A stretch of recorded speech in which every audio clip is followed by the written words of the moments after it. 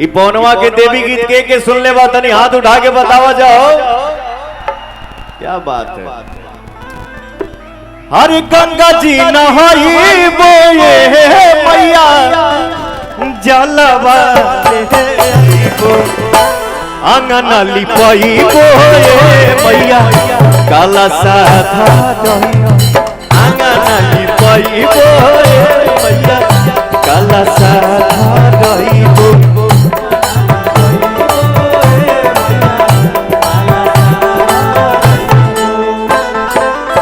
गंगा जी नहाई बोए मैया जलवा ले आईबो।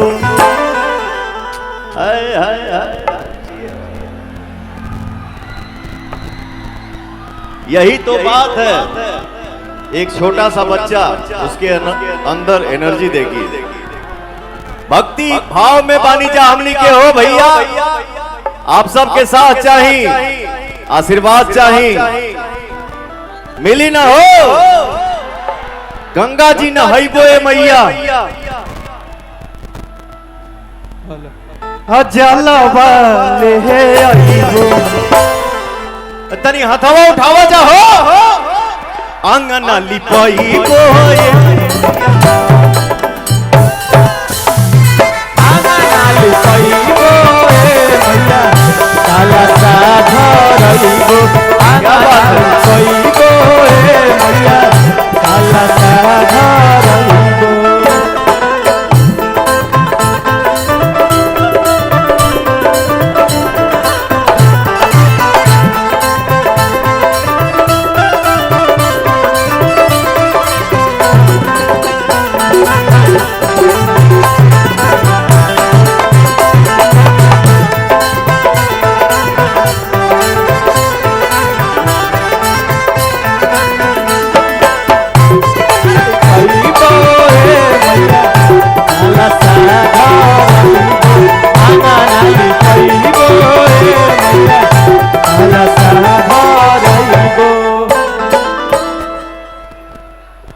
ये मेरा कितना बड़ा सौभाग्य है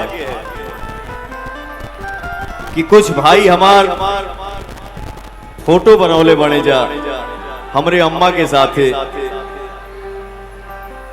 लव यू मेरा भाई, लव यू।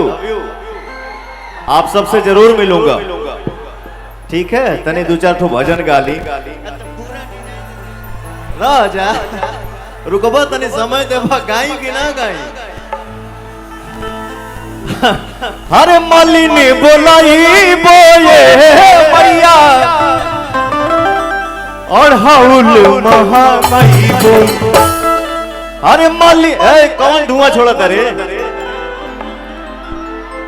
कम करो, धुआं मत छोड़ो।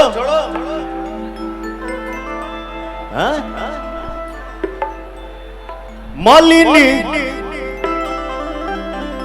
का रे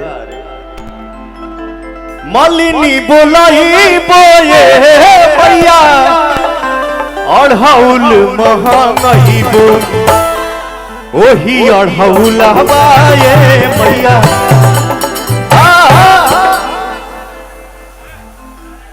बाबा के दरबार में हम देखे के चाहते नहीं, आप सबके बीच में पवनवा खड़ा बा। एनर्जी केने ज्यादा बा, बाएं साइड या दाहिने साइड? आप लोग ताली मत बजाइएगा, खाली यहां से ताली चाहिए। ओही अढ़ौला बाए मैया तो हकेलू भाई, ओही अढ़ौला बाए मैया। आप सब रुक जाओ, तनी हर देखी हो। अरे ओही अढ़ौला बाए मैया तो हकेलू।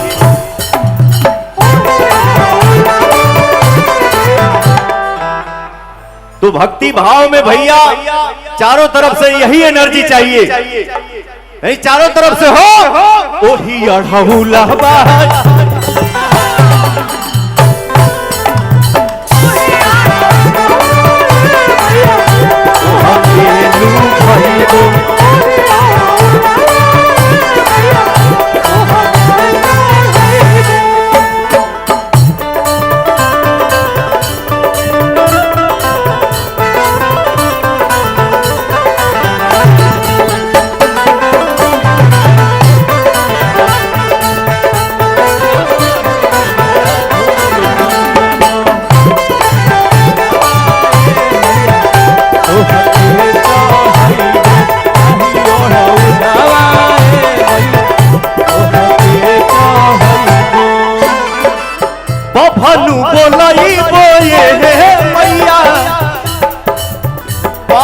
पढ़ावैबो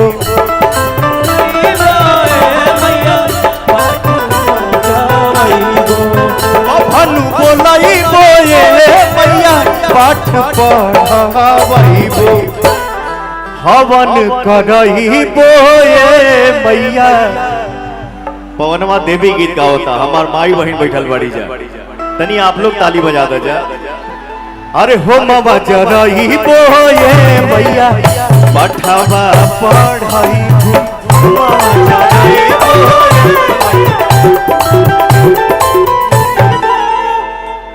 आरामे से आरामे से आराम से आराम से आराम से आंगन लिपाइबो ये मैया। एक भाव बहुत पहले हम गाए थे कवि का भाव कि थोड़े देर बाघवा के छोड़